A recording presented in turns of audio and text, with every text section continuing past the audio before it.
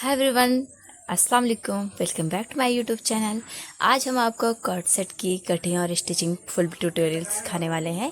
तो इसके लिए हमने 5 मीटर फैब्रिक ले लिया है, जो कि हमारा रेयॉन का प्रिंटेड फैब्रिक है। लेते हुए बैक पार्ट में 2 इंच एक्स्ट्रा लंबाई लेंगे। फ्रंट से इसकी लंबाई एक्स्ट्रा रहेगी 2 इंच। तो इस तरीके से हम इसका आर्म होल पे 7 इंच पे निशान लगाकर फिर 9 इंच पे निशान लगाकर हम सीधा लाइन कर लेंगे। हमारा जो फिटिंग रहेगा वो 9.5 इंच पे रहेगा। 1.5 इंच हमारा मार्जिन रहेगा। 11 इंच पे हम निशान लगा लेंगे। फिर इसे इस तरीके से मिला लेंगे। अब हम इसके बेस्ट साइज पे लगाएंगे। 5 इंच पे निशान डाउन करेंगे। फिर हम 9 इंच पे निशान लगाएंगे। फिर हमारी जो फिटिंग रहेगी वहाँ पे हम 8 इंच पे निशान लगाएंगे। उसके बाद फिर हम 10 इंच पे निशान लगाएंगे। और फिर हमारा जो वेस्ट साइज रहेगा वहाँ पे हम 11.5 पे निशान लगाएंगे, क्योंकि यहाँ से हमारा फ्लेयर बनना स्टार्ट होगा। अब सारी लाइन को हम इस तरीके से ज्वाइन कर देंगे और आर्म होल को हम शेप दे देंगे।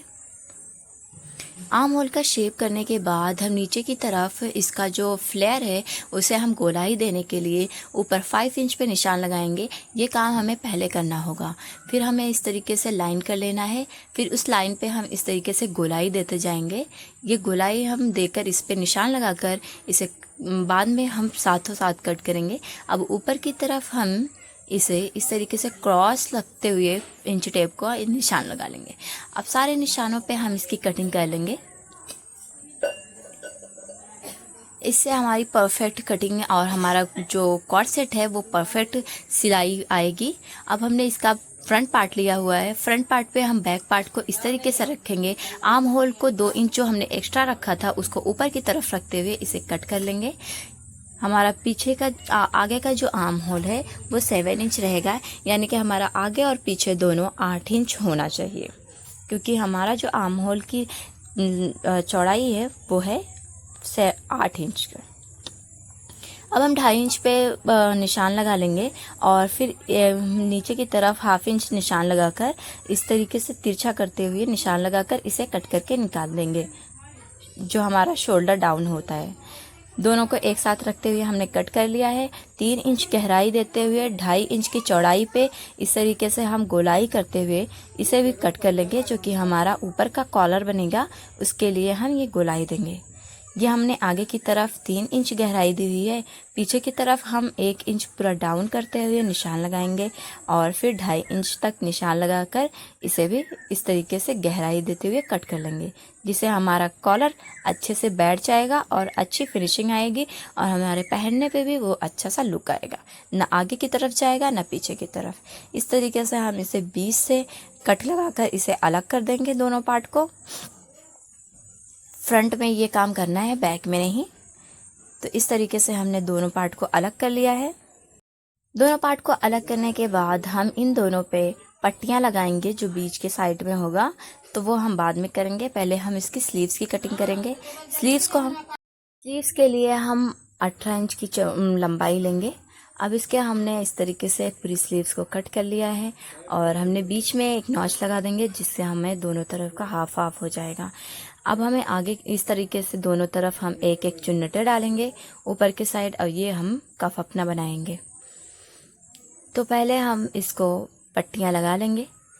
दोनों तरफ की हमने पट्टियां कट कर ली है। इस साइड की हमने पट्टी चौड़ी कट की है 1/2 इंच। अब इसे हम इसको इस तरीके से दोनों साइड को सीधा रखते हुए इस तरीके से सिलाई लगा लेंगे। सिलाई लगाने के बाद हम इसे इस तरीके से पलट लेंगे। पलटने पे हम इसे अंदर की तरफ फोल्ड करते हुए सारे फैब्रिक को 1 इंच की चौड़ाई देते हुए सिलाई लगा लेंगे। इसकी सिलाई कंप्लीट करने के बाद इसी तरीके से हम दूसरे साइड भी लगाएंगे। दूसरे साइड लेकिन हमने 1/2 इंच चौड़ाई लिया हुआ है, तो उसको हम बाहर की तरफ रखते हुए लगाएंगे। इस तरीके से इसे आगे की तरफ फोल्ड करते हुए सारे मार्जिन को अंदर की तरफ दबाकर ऊपर की तरफ से सिलाई लगा लेंगे। जो कि ये आगे की तरफ रहेगा, तो हमें एक दूसरे के ऊपर ओवरलैप करते हुए कोई दिक्कत नहीं आएगी। तो इस तरीके से ये हमने सिलाई लगा ली है। अब दोनों का शोल्डर हम अटैच कर देंगे। दोनों साइड हमने शोल्डर अटैच कर दिया है। अब इसका हम कॉलर की पूरा मेज़रमेंट ले लेंगे। पूरे गले का मेज़रमेंट लेने के बाद हम इसका कॉलर तैयार करेंगे। तो इस तरीके से इसका मेज़रमेंट हाफ हाफ करते हुए हम लेंगे। हमारा ये पूरा 8 इंच आ रहा है, तो हम इसमें हाफ इंच ऐड करते हुए 8.5 इंच कर लेंगे। यानी कि टोटल हम 17 इंच की चौड़ाई में, और हमारा ये 5 इंच का 4.5 इंच का रहेगा, तो हम इसे 9 इंच कर लेंगे। यानी कि हमें डबल करना होगा। डबल करते हुए हम निशान लगाकर इसे कट कर लेंगे। अब इसे हमने कट कर लिया है, इसे इस तरीके से फोल्ड कर देंगे तो हाफ हमारा 4.5 इंच का आएगा, इस तरीके से। तो बीच में हम इस तरीके से हाफ इंच का निशान लगाएंगे, और दोनों तरफ से हम 5-5 इंच का निशान लगाएंगे, क्योंकि हमारा जो आगे का गला था उस पर 5-5 इंच का निशान था, वो 5 इंच था। तो इस तरीके से हम बीच में कट करेंगे ताकि हमारा पीछे की तरफ गला अच्छे से बैठ जाए, और साइड में हम हाफ इंच इस तरीके से निशान लगाएंगे क्रॉस करते हुए, और इसे कट कर देंगे ताकि हमारे कॉलर का लुक और जो शेप है वो आ जाए। तो इसे हम दोनों तरफ से सिल लेंगे। आगे की तरफ हाफ हाफ हम छोड़ देंगे ताकि हमारा जो फोल्डिंग है वो अच्छे से फिनिशिंग के साथ फोल्ड हो जाए। अब इसे हम प्रेस करके सेट कर लेंगे। पहले ही आपको इसको प्रेस करके सेट कर लेना होगा, वरना इसका कॉर्नर सही से नहीं बैठेगा। तो अब हम इसको बीच में इस तरीके से निशान लगा लेंगे, और हम जो गला है उस पर भी हम एक नॉच लगा देंगे ताकि हमें दोनों का मिड पार्ट पता हो, और दोनों को हम हाफ हाफ करते हुए सिलाई लगाएंगे। तो बीच में बैठाते हुए इस तरीके से हाफ पे हम पहले इसे अटैच कर देंगे।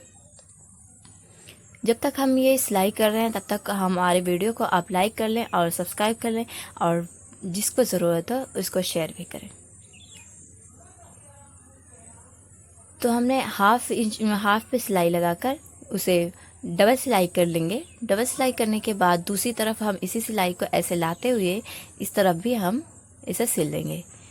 अगर आप मेज़रमेंट सही लेंगे और उसमें हाफ इंच बढ़ाते हुए बीच में कटिंग अच्छी से कर लेंगे तो वो अपने आप शेप में बैठ भी जाता है, और कोई भी ज़्यादा और कम नहीं होगा। तो इस तरीके से हमने इसे कंप्लीट कर लिया है। अब साइड में हम इसको अच्छे से फोल्ड करते हुए, जो हाफ इंच हमने छोड़ा था उसी की वजह से ये अच्छे से फोल्ड हो जाएगा, और फोल्ड करते हुए हम इसकी ऊपर से पूरी फिनिशिंग करते हुए सिलाई लगा लेंगे। हम हाफ कॉलर जब लगाते हैं तो उसके लिए हम वो अंदर की तरफ पहले ज्वाइन करते हैं, ऊपर की तरफ बाद में। लेकिन इसे ऊपर की तरफ पहले ज्वाइन करेंगे, अंदर की तरफ बाद में, क्योंकि जो कॉलर की सिलाई होती है अंदर के साइड की वो ऊपर की तरफ दिखती है आगे की तरफ से। ये बात आपने नोटिस ज़रूर की होगी। तो इसलिए हम इसे अंदर की तरफ लास्ट में सिलाई करेंगे ताकि पूरी फिनिशिंग के साथ ये रेडी हो जाए। अब ये सिलाई कंप्लीट करने के बाद हम थोड़ा सा अंदर की तरफ सिलाई को घुमाएंगे। घुमाने के बाद हम ऊपर की तरफ इस तरीके से इसे स्टिच करेंगे ताकि इसकी हमारी फिनिशिंग रेडी हो जाए। ये हम पहले ही तैयार नहीं करेंगे। पहले तैयार करने के बाद हमारी जो कॉलर है वो छोटी हो जाती है सिलाई करने से, इसलिए हम पहले इसे रेडी नहीं करेंगे। ऐसे सिलाई करने से हमारी सिलाई में मजबूती भी आती है और फिनिशिंग भी। तो अब हम इसे इस तरीके से घुमाते हुए लास्ट पे सिलाई करते हुए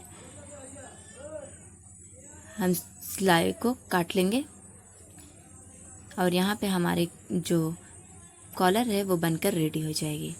अब इस तरीके से हम कॉलर को सेट करेंगे, और फिर 4 इंच का गैप देते हुए आप निशान लगाएं, लेकिन मुझे 3 इंच पे गैप देना है।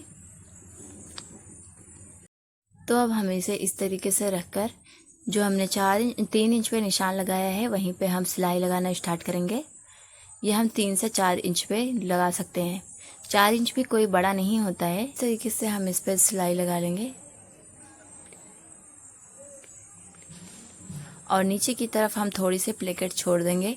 वहाँ पे हम 7 इंच के ऊपरी हिस्से पर सिलाई मोड़ लेंगे। यहाँ पे हम डबल सिलाई इस तरीके से करेंगे ताकि वहाँ पे हमारी फिनिशिंग आ जाए। इस तरीके से थोड़ा सा गैप देते हुए दूसरी सिलाई हम कंप्लीट कर लेंगे। तो यहाँ पे हमारी सिलाई कंप्लीट हो चुकी है। तो ये अटैच हो चुका है। अब हम इसकी स्लीव्स लगाकर इसकी फिटिंग कर लेंगे। तो स्लीव लगाकर हम इसकी फिटिंग कर लिए हैं। स्लीव से हमने थोड़ी सी ओवरलैप करते हुए प्लेट डाली हुई है दोनों तरफ से। अब हम नीचे की तरफ इसकी फोल्डिंग कर लेंगे। फोल्डिंग करके हम इसको कंप्लीट कर ले रहे हैं। तो आपको ये वीडियो कैसी लगी है लाइक करना और सब्सक्राइब। इस तरीके से हमने इसकी स्लीव्स पे बनाया हुआ है। ऊपर की तरफ भी हमने 2 प्लेट रखी हुई है, नीचे की भी तरफ हमने 2 प्लेट रखी हुई है। हम स्लीव्स की अलग से वीडियो बनाकर डालेंगे और इसके प्लाजो की भी। तो मिलते हैं नेक्स्ट वीडियो में, तब तक बाय बाय। और लाइक करना, सब्सक्राइब करना और शेयर करना मत भूलिएगा।